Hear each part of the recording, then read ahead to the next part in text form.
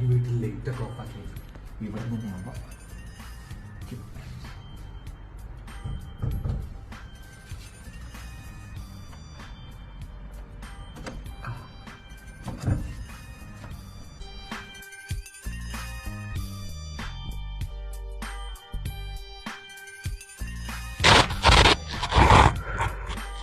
കഴിക്കാൻ എന്താ ഉള്ളത് നോക്കട്ടെ.